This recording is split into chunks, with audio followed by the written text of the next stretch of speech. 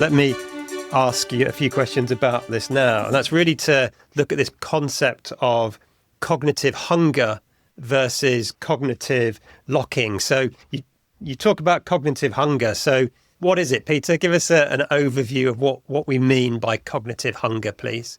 I happened upon an article in this obscure academic journal. It was called the Harvard Business Law Journal, which I didn't know existed. I heard about the Harvard Law Review, but never heard of this. But I was reading this article, and it said, we have found that 0.4% of all founders are still running their companies 3 years after it goes public. 0.4. 0.4%. So the other 99.6% are gone by the time you are 3 years into the public company. And I was reading this article, and I said, oh boy, I can't wait to sort of find out what distinguishes that 0.4% from everybody else. And there was nothing. The article had nothing in there. It had the numbers, which were fascinating. And so I set about trying to figure out what makes the difference between, the 0.4% and the other 99.6%. And it turns out I knew some of these people who were founders and CEOs of companies that had been publicly traded for years.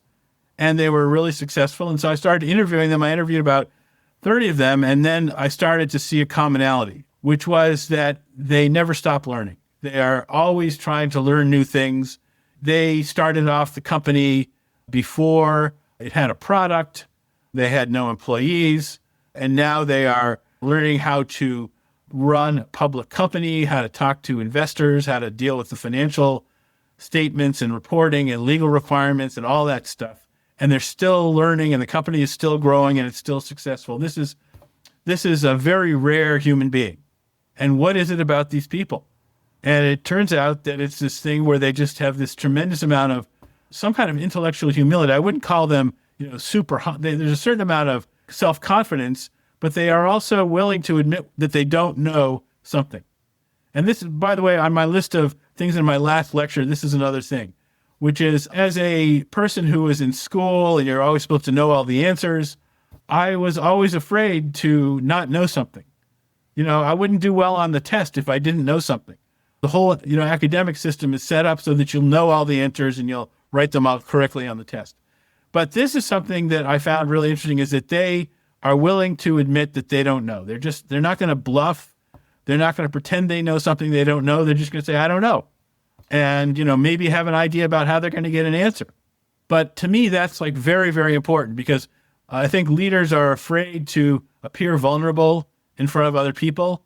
And if you are able to admit that you don't know the answer, and, a lot of times people are thrown questions that have not been answered before, they don't know. And they have to admit that they don't know, and they have to come up with a process for finding the answer. So this is actually what most of my courses are all about, is teaching students how to admit what they don't know, and a process for finding out answers based on facts and weighing evidence and coming up with real, substantive, independently thought of answers to new and difficult problems that people are going to be facing. So this is what they do that's different.